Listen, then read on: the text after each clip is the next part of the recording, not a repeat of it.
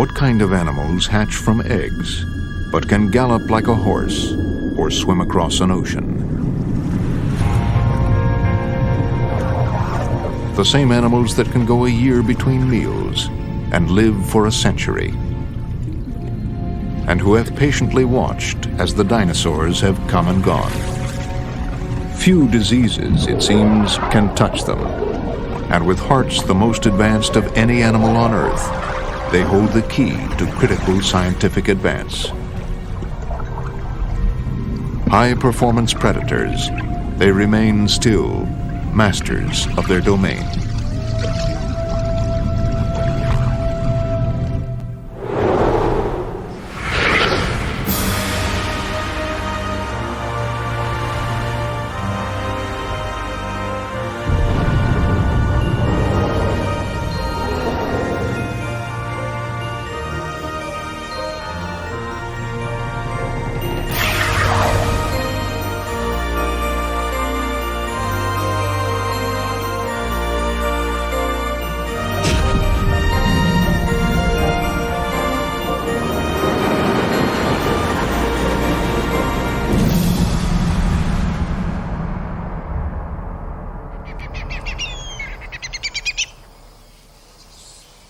A river in northern Australia. The trees and bushes along its banks are home to a noisy colony of fruit bats.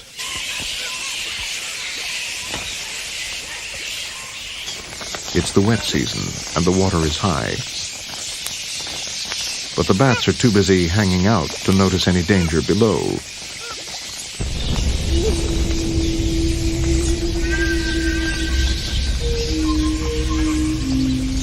Enter nature's supreme opportunist, the saltwater crocodile. A quarter-mile downwind, the smell and the clamor have attracted its attention.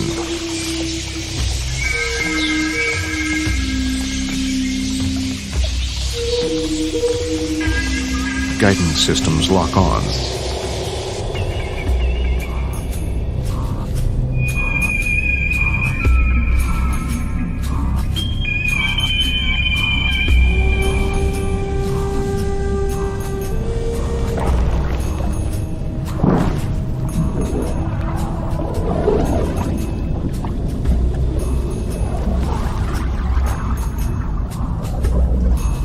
Under cover of water, it can approach unseen.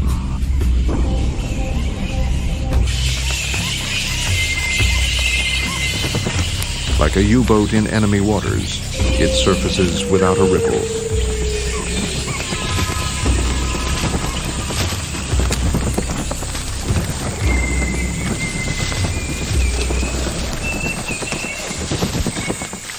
And while the bats chatter, the croc can pick off its target.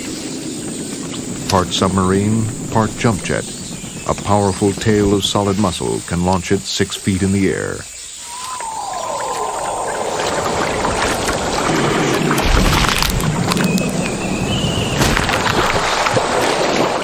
Mission accomplished.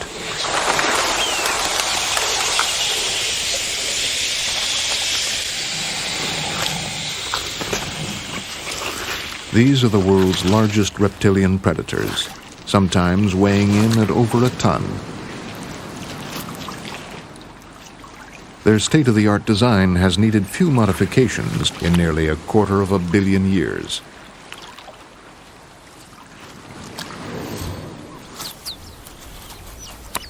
In the water, a vanishing act leaves only a highly sensitive periscope above the surface.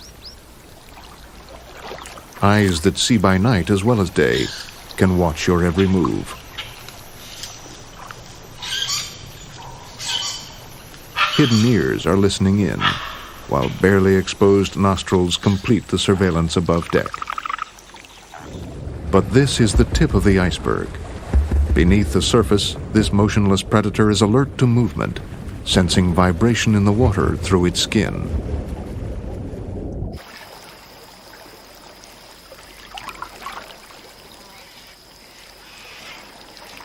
When it's time to dive, the hatches close. A flap at the back of the mouth seals the throat and air passages. Ears and nostrils go into shutdown, and a see-through membrane wipes over the eyes. Stealth hunters from the water, they have infiltrated the swamps and rivers of every warm land mass on the planet. Collectively, they are known as crocodilians, and today there are over 20 distinct species. Alligators abound in the U.S., while their close cousins, caimans, reach south as far as Argentina. The cosmopolitan crocodiles are more widely spread, from the Americas to Africa, from tropical Asia into the Pacific. Indeed, the only gator outside America is a long-lost cousin in China.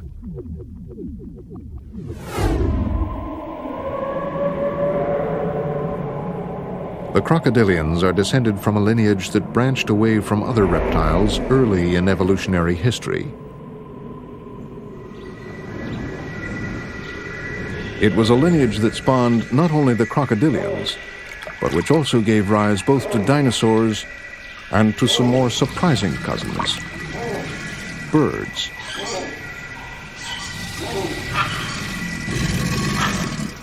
So despite a superficial resemblance to lizards, a crocodile is more closely related to a goose.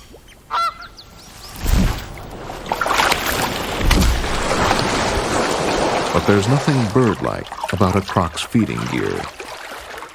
In a life that can span 100 years, it will wear through several thousand teeth. With 60 plus to a mouth, a croc can nail just about anything.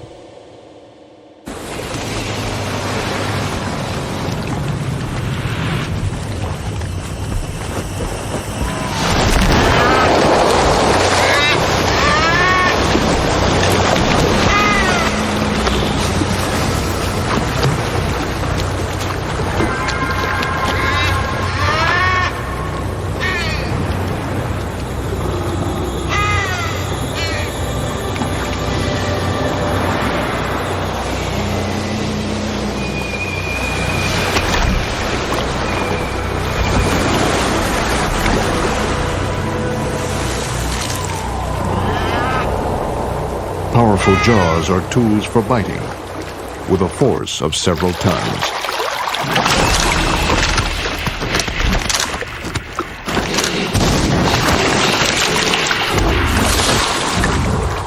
Yet with very little opening leverage, they can be held shut with a sturdy rubber band. The alligator is the consummate crushing machine, its broad, rounded snout ideal for cracking turtles or crabs.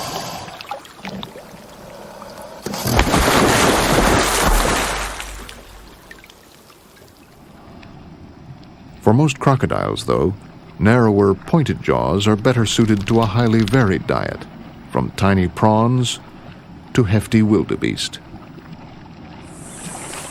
The difference, though, is more than a matter of shape. Unlike alligators, crocodiles are adapted to survive at sea. Glands in the tongue shed excess salt, keeping body fluids in balance. Crocodiles can cruise around coastlines in search of new rivers, but a few go further.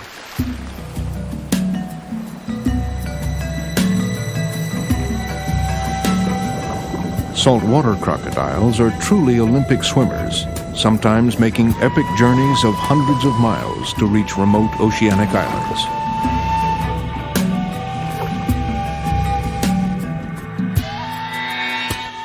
Neither croc nor alligator, a strange creature basks on the banks of an Indian river, a gharial. With its ugly, bulbous nose, the male can grow to nearly 20 feet. But he is harmless to humans. Rapier jaws, set with needle-sharp teeth, make lethal weapons for snatching slippery fish, and a gharial eats little else. 90 days under warm sand, and a gharial's eggs have hatched into a noisy family. Curiously, the sex of crocodiles depends not on their genes, but on temperature. Keep it moderate during incubation, and you'll breed daughters. For males, let's say some like it hot. But not too hot. In nests that overheat, the hatchlings are baked into grotesque shapes.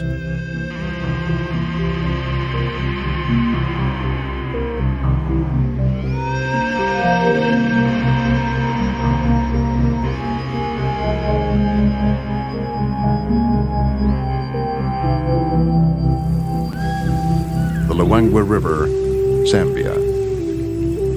The past 20-odd million years have brought an ever-changing menu to the resident crocodiles. Not always in manageable portions, or easy to pluck from the bank.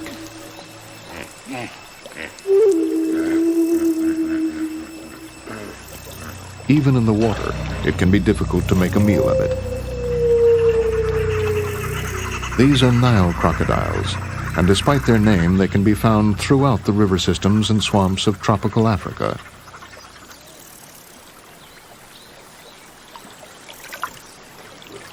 It is late October, and the dry season is wearing on.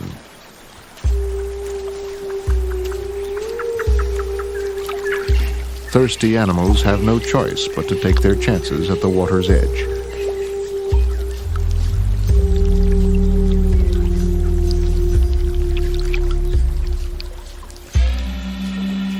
Sticky mud can turn a quick drink into a hair-raising gauntlet.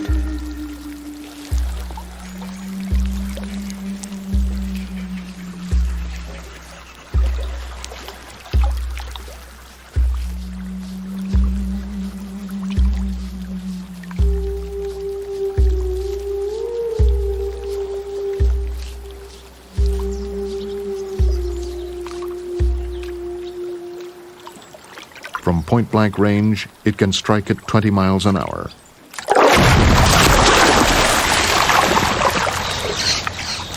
Cheated by a hair's breadth.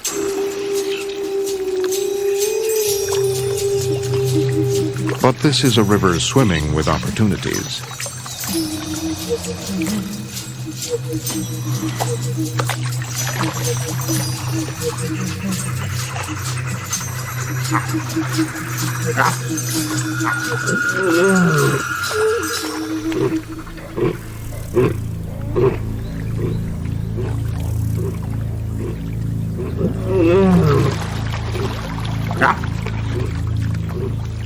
Wise to the danger, their mother has sounded the alarm.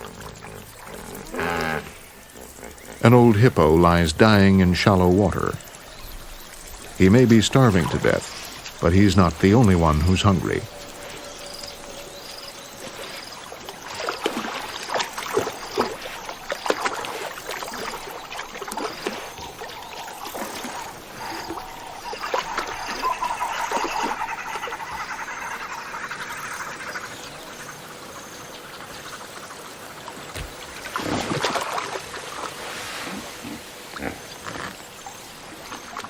But even a dying hippo has a lethal bite, and for the famished lion, it's better to wait.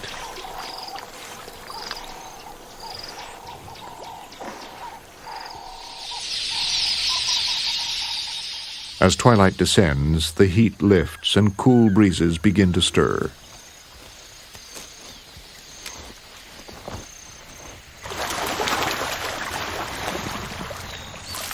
While most reptiles are active only by day, crocodiles don't stop when the sun goes down.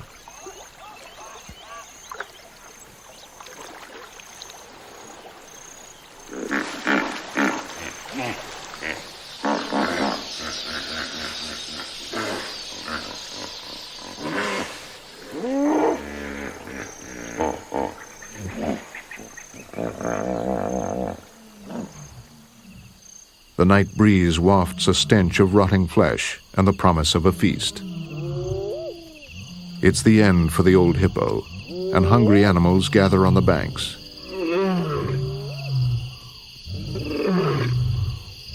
But the water is strictly off limits. This is one for the crocs, and they won't be pussyfooting around.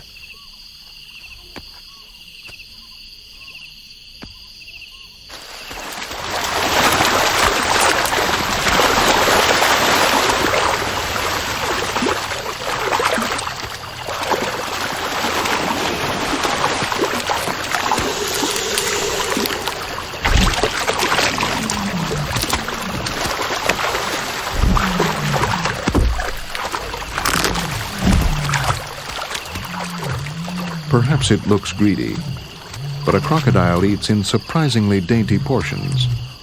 Its stomach is not much bigger than a human head.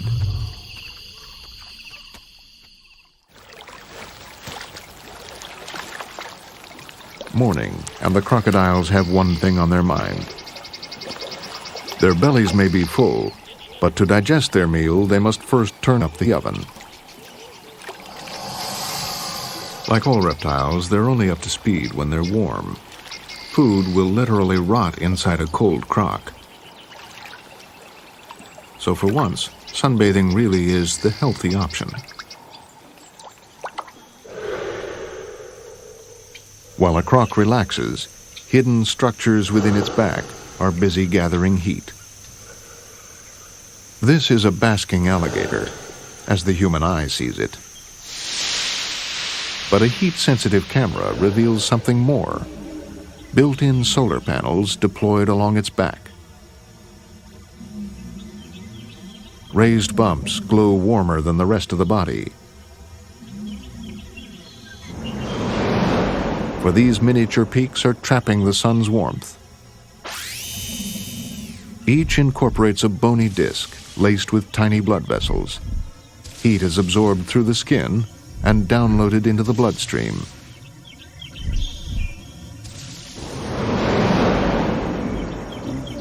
Maximum comfort for most crocodilians is somewhere around 89 degrees Fahrenheit. Much hotter, and they simply move to shade or water.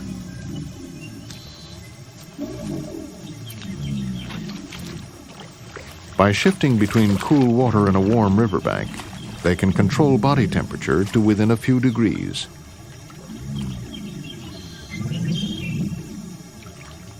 It's old-fashioned to call them cold-blooded. Crocodilians, we now know, are adept at keeping warm. And their efficient use of solar power hands them a winning advantage over other animals. Rain or shine, birds and mammals warm their bodies from the inside by burning fuel. It's a passport to cold climates, yet they must work busily to keep the furnaces stoked. Pound for pound, a bird uses over 20 times more energy than a croc and guzzles up to 50 times more food. To a basking gator, a bird's life must seem one long feeding frenzy. By drawing free heat from the sun, the gator's food needs are slashed. Large crocs can even cruise on their fat stores for a year. These guys were eco-friendly long before it was fashionable.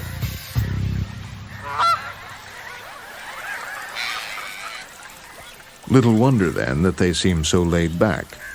They're playing a waiting game that would kill the rest of us. However, don't be taken in by the casual air. Crocs can erupt with awesome power.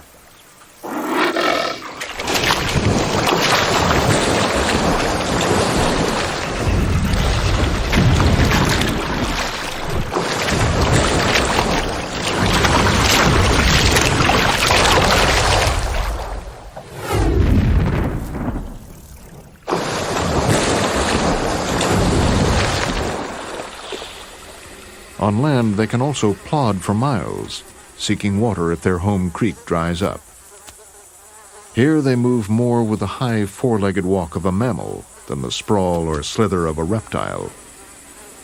Yet this advanced formula movement is neither mammal nor reptile. It's unique to the croc, and it's a tale in two parts.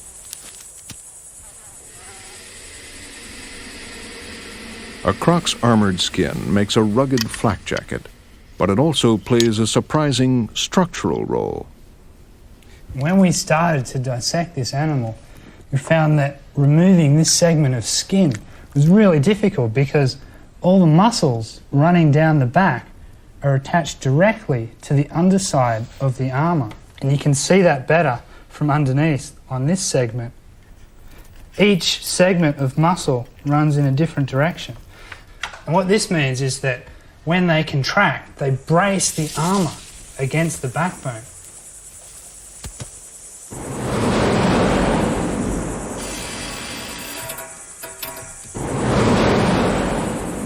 But his versatile armor is more than just an anchor plate for muscles. It's the key to movement.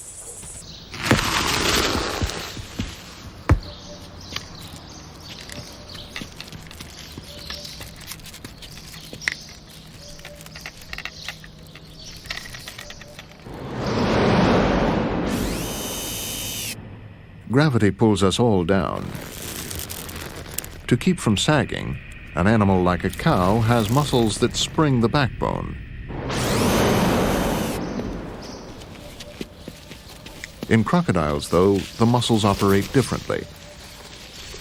If muscles bulge, they expand, but in the case of crocodilians, they are contained in a sort of tube, which is formed by armor and the backbone.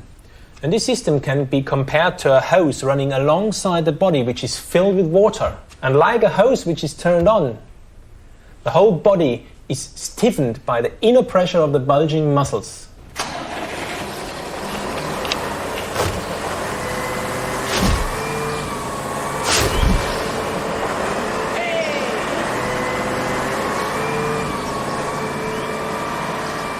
So crocodiles use a unique lifting system that exploits hydraulic pressure.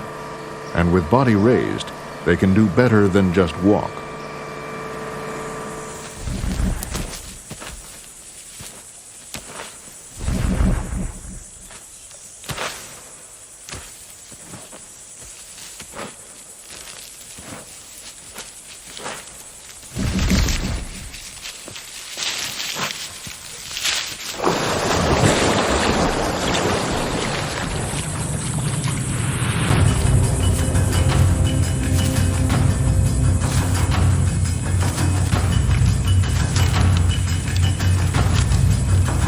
Wild tales aside, no crocodile living today will run you down for dinner.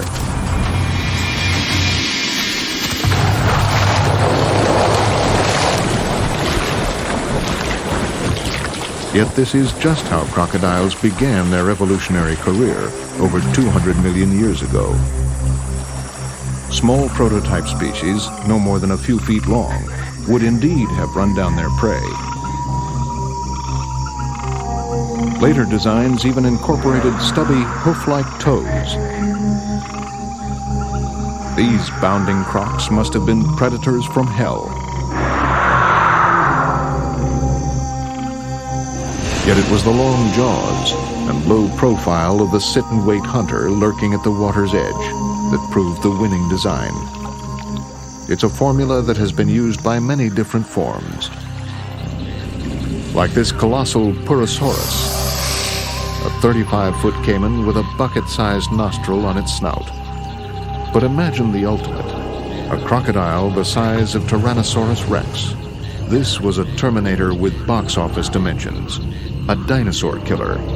From the tidal swamps of Mississippi, Deinosuchus was 7 tons of pure predator.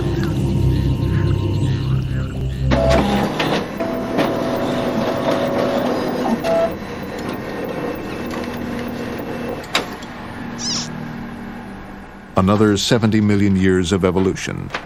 And while the cast of characters has changed, the plot has remained exactly the same. Croc biologist Dr. Graham Webb has the scars to prove it. Crocs, as far as we know, don't do much feeding underwater. Well, they're not the sort of animals that go diving down the bottom, swimming around plucking up daisies from the rocks. They're basically a water's edge predator. They're designed to feed right on the water's edge, especially these guys. So they're not chasing fish, grabbing things. They're cornering things. So how does the croc get its man? Human attacks are usually like classic feeding attacks are an animal that's hunting, not just sitting there and waiting. With a human and a croc, it's usually something visual or something in the water splashing, the sounds carry through the water.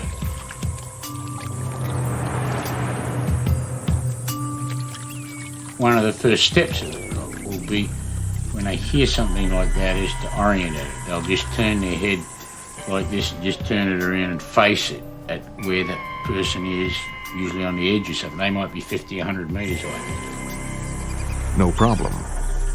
With eyes angled forwards, The croc has an overlapping view of its target that enables it to calculate an accurate range.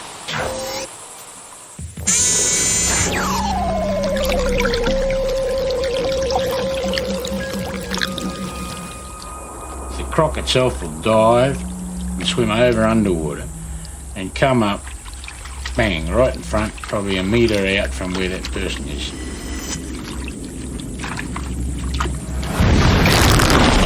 I've had it happen to me. I tell you, it's quite frightening, you know, because all you see is this great yellow mouth with all these teeth. A big thing like this opens its mouth like this and it's coming at you, you know, and you're sitting up here facing it. Yeah, it's a pretty sobering experience, you know. No tooth marks here. This is a heart bypass operation, and for many it's high-risk surgery, a last resort. But some so-called primitive animals are about to help us. If only we could learn a little more about their amazing hearts.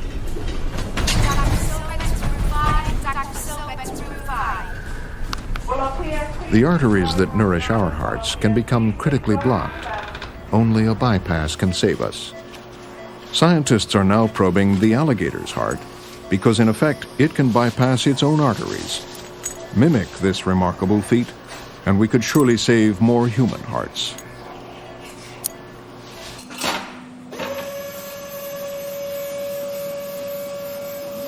The crocodilians, in fact, appear to have the world's most advanced hearts. They've been a zoological mystery for over a century, but now, at last, we're beginning to discover their amazing secrets.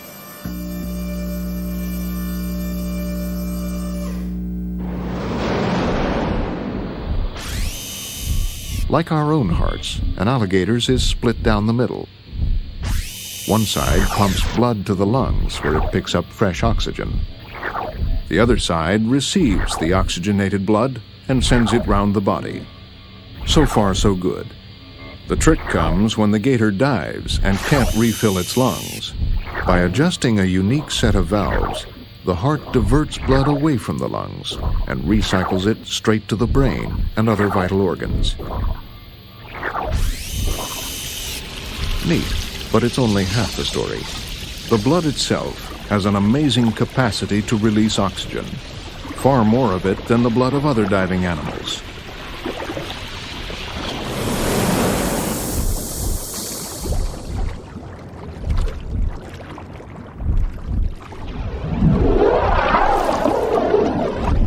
Underwater, the gator can also phase out blood supply to its muscles, wind down its heart to 1 or 2 beats a minute, and simply wait.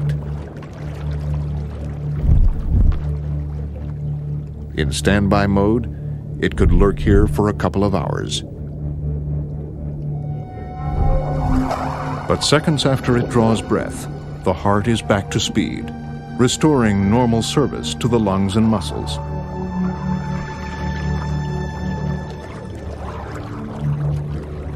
These animals are superbly adapted for swimming.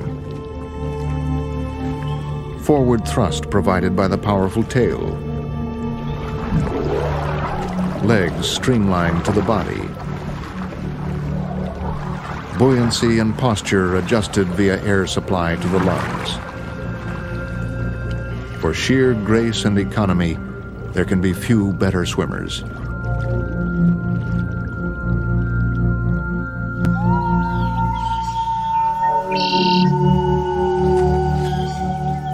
From the tales of early European explorers, it seems Florida's swamps once shook with the sounds of giant reptiles. The earth and the waters, wrote one, trembled with their thunder, and clouds of vapor rose from their dilated nostrils. Such descriptions sound fanciful to our modern scientific ears. We couldn't be more wrong.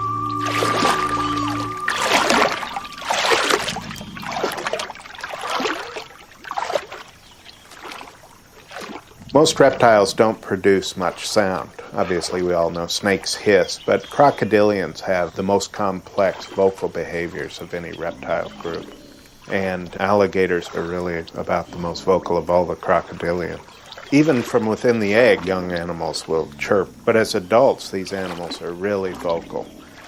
In the spring months, during the courtship season, alligators produce these deep, roaring vocalizations. And the bellowing of one individual stimulates others to bellow. It's a contagious behavior.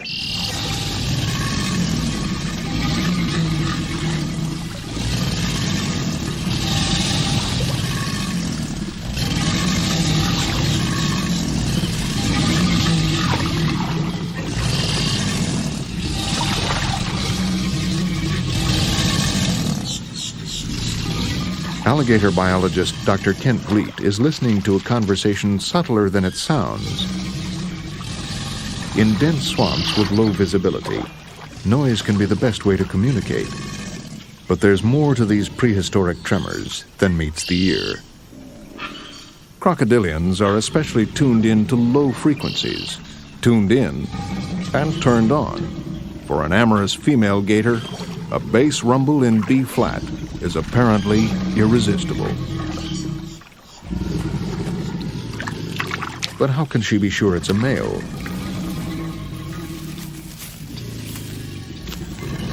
Every mating game has its codes of conduct, and cracking them requires some sophisticated eavesdropping. As we began to study the behavior of these animals in more detail, we saw this visual display immediately before the audible bellow, which we refer to as a water dance.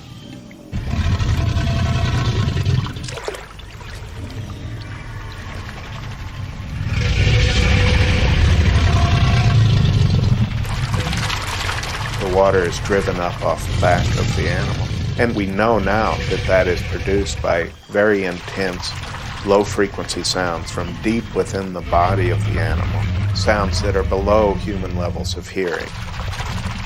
But sensed by the hydrophone, these subaudible sounds are revealed as potent bursts of energy.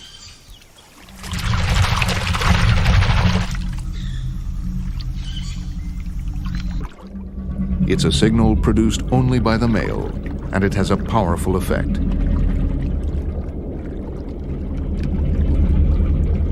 Very frequently I've seen females actually quit bellowing and move over and rest their chin on bellowing males, close their eyes, and you can tell they're just feeling these infrasonic vibrations move through their body. This stimulates the females into courting. If anything turns on a female alligator, it's this infrasound of males.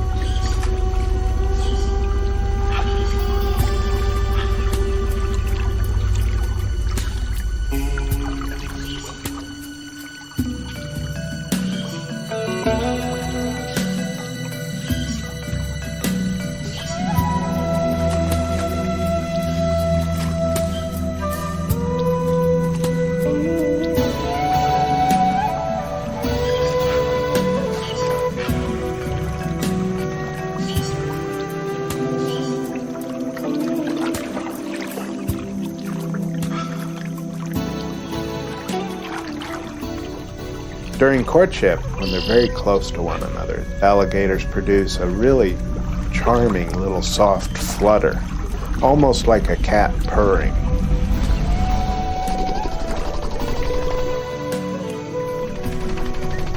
I think there's much more we will learn in the future about acoustic communication among crocodilians.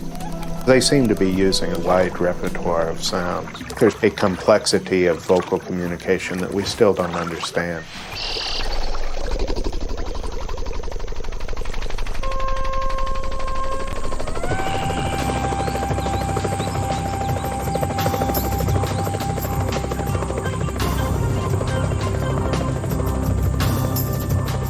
Learning more about crocodiles in the wild presents its own special challenges.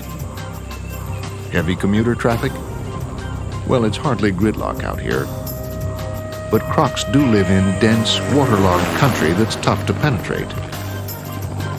They are elusive and wary of contact. And of course, if you do get close, they're liable to leave their mark. In Australia's northern wetlands, crocodile bites come in two distinct sizes, saltwater size and freshwater size. Sometime within the last million years, saltwater crocs have moved upriver and spawned a smaller freshwater cousin, the new kid on the block.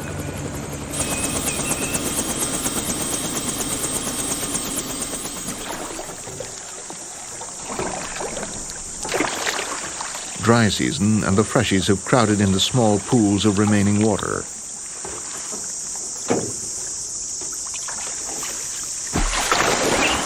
Narrow jaws and sharp teeth are classic tools of the fish eater, though a man's arm isn't completely safe. But compare him with a saltwater croc, and he's a mere baby, tipping the scales at only 1/10 the weight. 15.1. Crocs can't really chew their food. They give it an acid bath instead. With digestive juices of concentrated hydrochloric acid, you'll be lucky to find any leftovers. See all that's in his stones. To break it down, food is also put through the mill. Pebbles are deliberately swallowed and kept in the stomach, making efficient do-it-yourself grinders.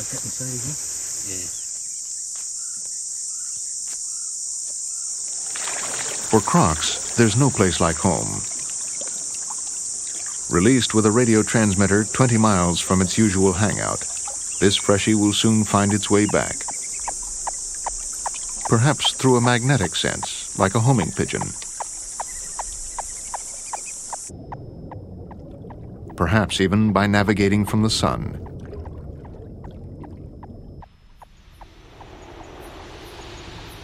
Surviving its first year is a crocodile's toughest hurdle.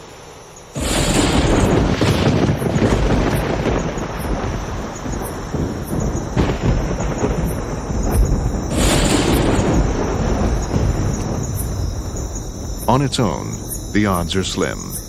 But most crocodile mothers are remarkably diligent parents and help to give their young a fighting chance.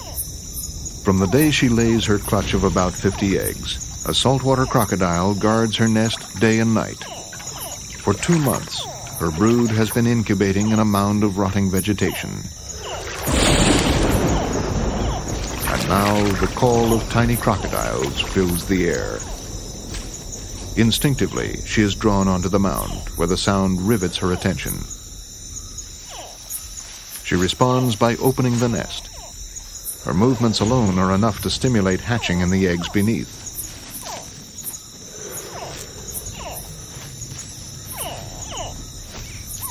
And the calls of the young themselves will encourage others to emerge, triggering a mass breakout.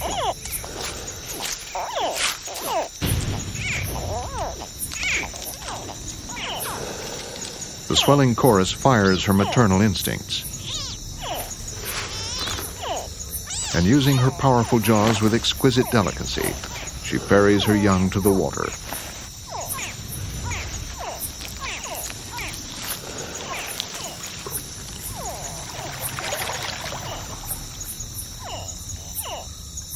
Here, the gang will stick together, forming a creche under Mother's watchful eye.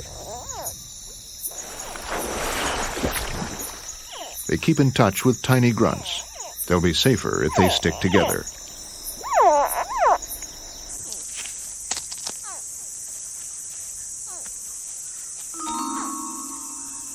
Undefended nests and young, though, are sitting targets. For once, the hunter turns hunted. Monitor lizards comb the banks, picking off hatchlings.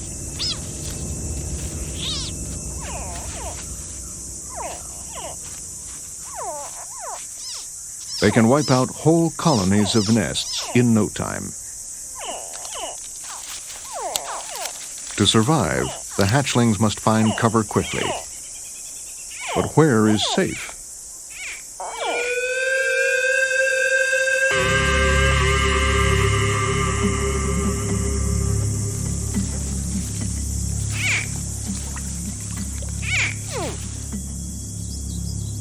Aerial bombardment from kites and eagles is a constant threat.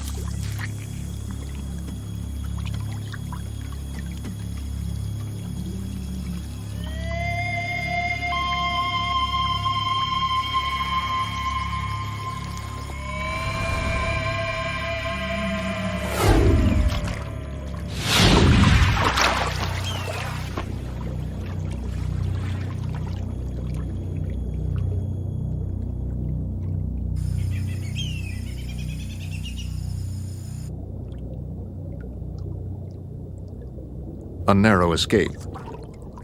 But it's not over yet.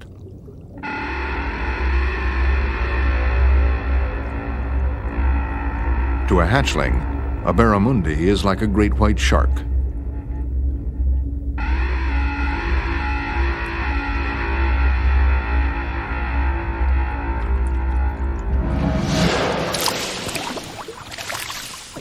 In the first year, 9 out of every 10 hatchlings will die. And the chief executioner? Believe it or not, it's the enemy within.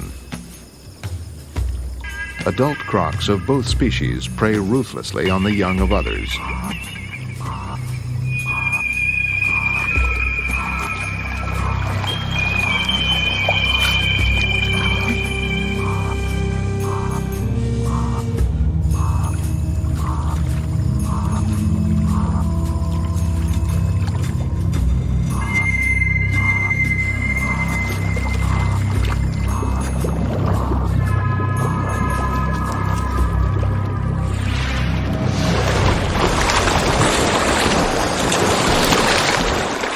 When the numbers are finally crunched, the survival rate is less than 1%.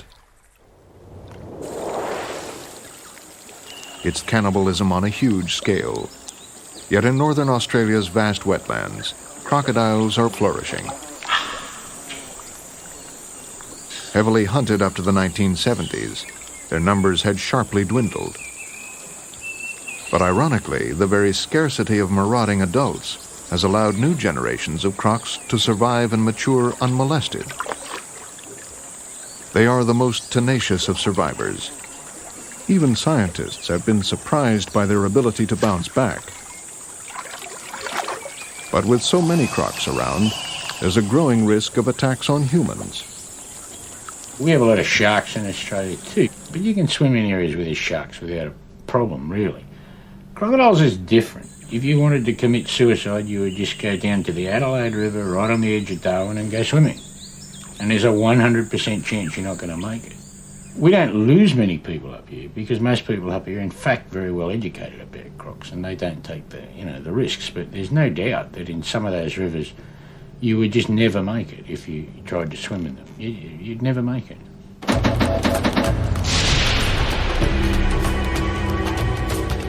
When people don't make it, they make big news, and they fuel our deepest nightmares.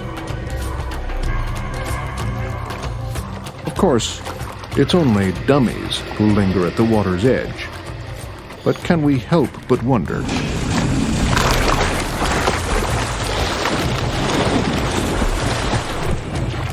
I've often asked people that have been badly grabbed if they had a handgun, could they have done something? The answer's always been yes. If they had something they can reach to do something definitively, they could, while they're being rolled or thrashed, they could do it. But if you haven't got something like a handgun, there's not a lot you can do. What are you going to do? They're not Bambi, you can't sit down and have a conversation with them. They're a predator, and when they go, they're going to get whatever they're going for, and their object is to thrash it and kill it and as quick as they can. Elsewhere in the world, people are making a living from dangerous waters. In Africa, a bad year sees hundreds grabbed by Nile crocodiles. That which terrifies us inspires respect, even reverence. And no one, it would seem, has worshipped crocodiles so devoutly as the ancient Egyptians.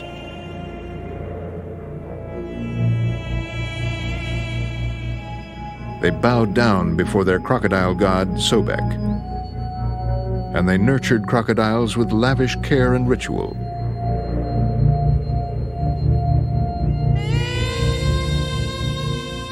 When their crocodiles died, they were preserved for life everlasting. And yet, by a strange twist of fate, it is they who have brought the ancients back to life. At the turn of the century, there was an archaeological excavation in the South Fayum. They were excavating a cemetery, and the workmen, of course, hoped that in the cemetery they would find precious objects. Gold was what workmen always hoped for. When one of the sarcophagi was opened, what they found was not gold, was not even human mummies, but crocodile mummies. The workman lifted his spade with anger and brought it down on the crocodile. And what was inside? Ancient paper had been used to stuff and to form the casing of this crocodile. And from putting it together again and reading it, we're able to rewrite the history of this period. And for historian Dr. Dorothy Thompson, these hidden archives have brought one aspect of ancient Egypt in particular vividly into focus. In later times, when the Romans ruled the country, they made quite a business of showing the crocodiles to visitors. They were dressed up on special feast days with jewels and with all kinds of adornments, and they might be fed cakes, cookies, a special drink of wine and honey. And we hear about the priests actually opening the jaws of the crocodile to force the food down. So I think sometimes the crocodiles must have been overfed by the rather enthusiastic tourists.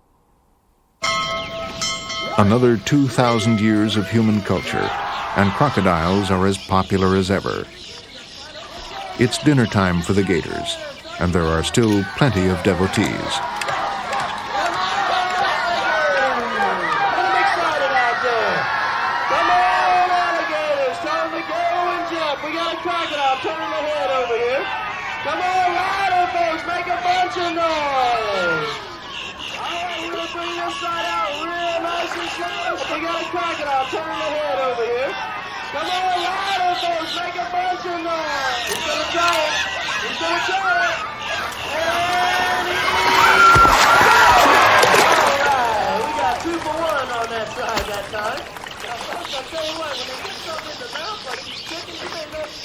Crocodiles have commercial clout.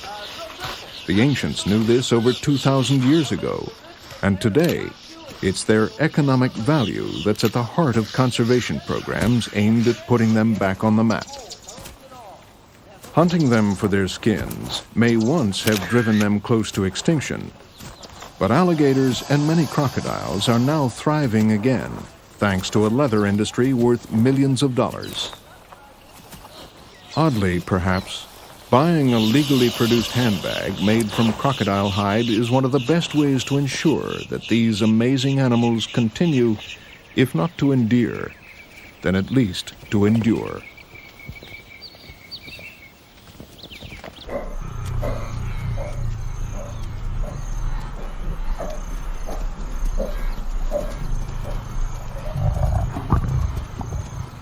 In one shape or another, crocodiles have been dominant predators from way back before the dinosaurs.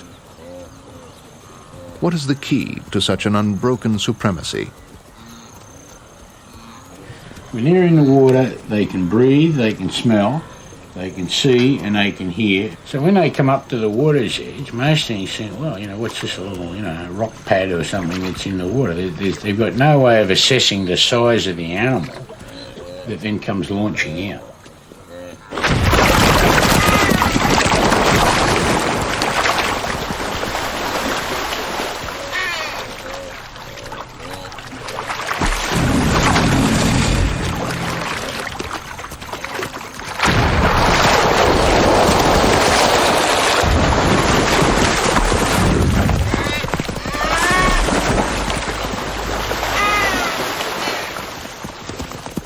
Which other animals can do that? Not very many. See, not many animals actually show 100th of themselves and then suddenly pounce on their prey with their full size.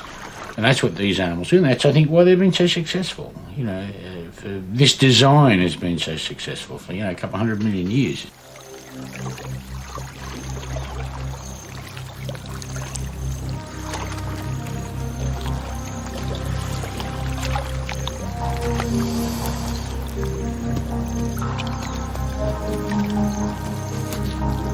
It's anyone's guess how the crocodiles might adapt to the next 100 million years.